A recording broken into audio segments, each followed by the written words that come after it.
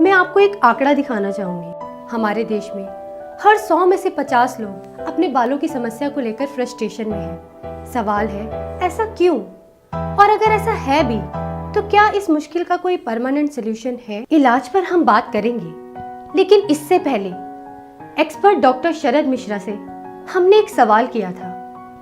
आखिर इन बालों की समस्या की वजह क्या है और क्या झड़ चुके बालों का वापस उगना आसान है? बालों की समस्याओं की बहुत सारी वजह हैं, in fact more than 300 causes of hair loss.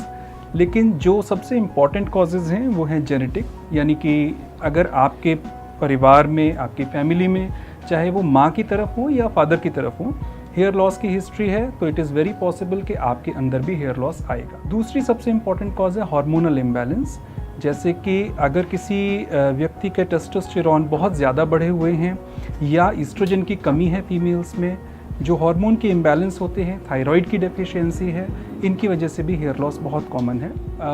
Dietary problems, अगर कोई डाइट की प्रॉब्लम है, किसी मिनरल की प्रॉब्लम है, उसकी वजह से हेयर लॉस होते हैं। कुछ बीमारियां जो हेयर लॉस के लिए स्पेसिफिक हैं, जैसे एलोपेशिया एरियाटा है या साइकेट्रिकल एलोपेशिया है, जो केवल बालों में ही अफेक्ट करती है, उनकी वजह से भी हेयर लॉस होते हैं। तो ये एक पिन पॉइंट करना कि इस समस्या की वजह से आपका हेयर लॉस हो रहा है, इलाज से पहले बहुत ज़रूरी है। अगर वो समस्या को हम नहीं पकड़ पाते हैं तो इलाज गलत हो सकता है और उसमें लेने के देने पड़ सकते हैं। डॉक्टर शरद मिश्रा हिंदुस्तान के गिने चुने डॉक्टरों में से एक हैं, जिनके पास आपकी हर समस्या का सॉल्यूशन है।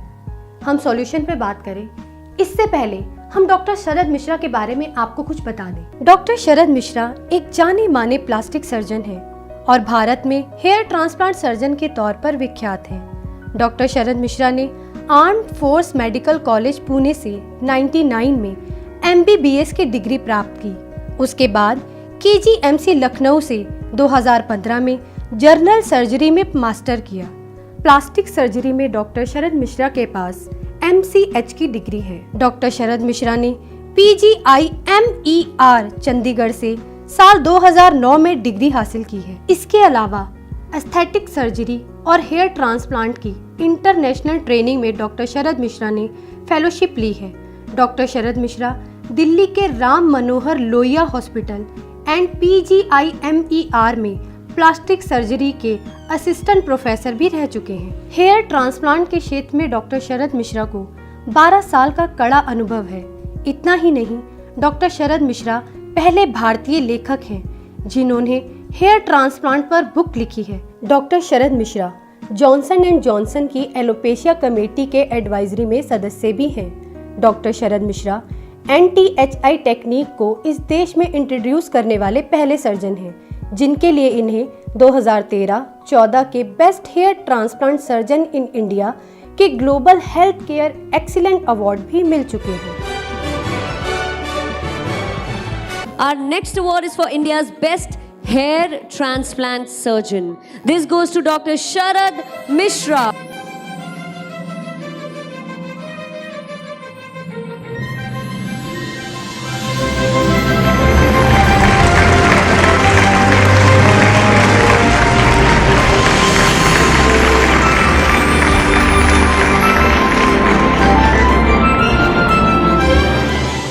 फिलहाल डॉक्टर शरद मिश्रा दिल्ली के प्रोवलिस हेयर ट्रांसप्लांट क्लिनिक के मेडिकल डायरेक्टर हैं और बीते 12 सालों से देश विदेश के उन मरीजों का हेयर ट्रांसप्लांट कर रहे हैं जिनके सिर पर किन्हीं कारणों से बाल नहीं थे।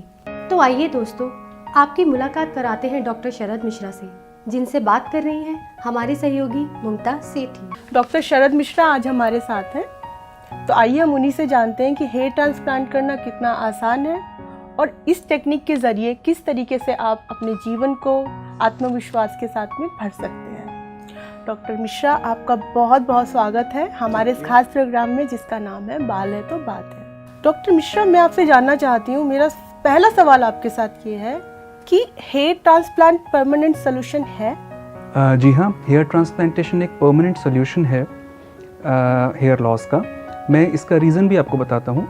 अगर आपने सोसाइटी में या अपने घर परिवार में देखा होगा तो लोगों के बाल साइड से लॉस होते हैं, फ्रंट से लॉस होते हैं, टॉप से लॉस होते हैं, मगर पीछे के और नीचे के बाल वो नहीं जाते हैं। तो इन बालों को हम परमानेंट हेयर जोन मानते हैं और इनकी जड़ों में ये क्वालिटी होती है कि ये टाइम के साथ या एज के साथ या हार्मोन्स के इफेक्ट के साथ ख़त्म नहीं होते। हेयर ट्रांसप्लांटेशन जो एक सर्जिकल प्रोसेस है, इसमें हम काम ये करते हैं कि इन जड़ों की रूट्स को, जो लिविंग पार्ट है हेयर का, उनको लाकर फ्रंट में जहाँ पर बाल लॉस हो चुके हैं, जहाँ बॉल्डनेस है, वहाँ लगा देते हैं। जब ये जड़ें अपनी ब्लड सप्लाई, अपनी खून का दौरा पकड़ लेती हैं तो इनसे नए बाल उगने शुरू हो जाते हैं।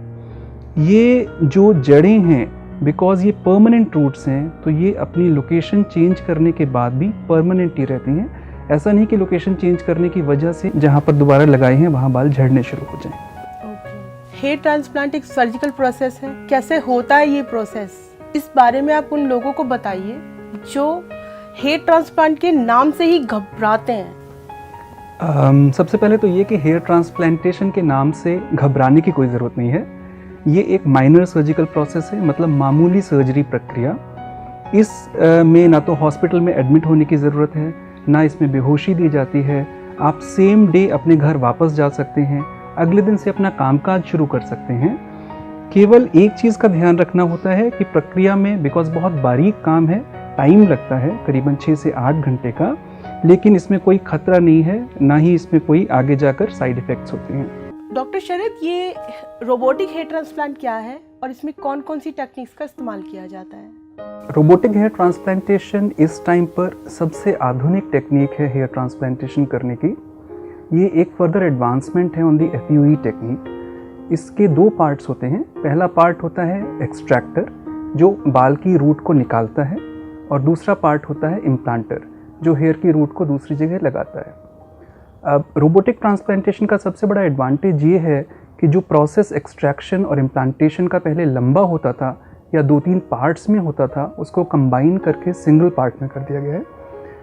इस सिंगल पार्ट में करने की वजह से जो ड्यूरेशन ऑफ प्रोसीजर है वो कम हो गया है।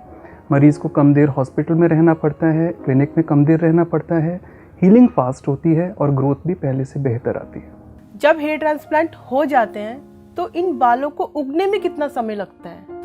हेयर ट्रांसप्लांटेशन, जैसा मैंने आपको बताया, उसमें हम हेयर के रूट्स को यूज़ करते हैं, जो लिविंग पार्ट है। These roots are like seeds. जैसे बीज को बोने के बाद उगने में टाइम लगता है, वैसे ही बालों को लगाने के बाद करीबन 3-4 महीने का टाइम लगता है ग्रोथ शुरू होने में। ग्रोथ कंप्लीट होने में करीबन 8 से 10 महीने का टाइम लगता है। सबसे ख़ास बात यह है कि जो बाल हम लगा रहे हैं उनको किसी स्पेशल मेंटेनेंस की ज़रूरत नहीं होती। वो नेचुरली ग्रो करते हैं, लंबे होंगे, कट कर सकते हैं उनको, ऑयल कीजिए, मसाज कराइए, कलर कीजिए, बिल्कुल नेचुरल बालों की तरह आपके वो हमेशा साथ रहेंगे। आपकी बातों से तो मुझे यही लग रहा है कि हेयर ट्रांसप्लांट एक बहुत ही आसान तरीका है। कहीं ऐसा तो नहीं है बहुत ज़्यादा महंगा प्रोसेस है? जहाँ तक बेसिक कॉस्ट का सवाल है, वो डिपेंड करता है कई फैक्टर्स पे। कितना एरिया कवर करना है, कितने बाल लगाए जा रहे हैं, किस डेंसिटी से बाल लगाए जा रहे हैं, कौन सी टेक्निक यूज़ की जा रही है, डॉक्टर की एक्सपर्टीज़ क्या है, टीम की एक्सपर्टीज़ क्या है। तो एक बॉल पार्क फिगर देना हर इंसान के लिए सेम नहीं है। किसी में कॉस्ट थोड़ी ज़्यादा होगी, किसी में कॉस्ट थोड़ी कम। लेकिन सबसे अच्छी बात यह है कि प्रोवेलस क्लिनिक में यही चीज़, यही इन्वेस्टमेंट आप EMIs के थ्रू भी कर सकते हैं।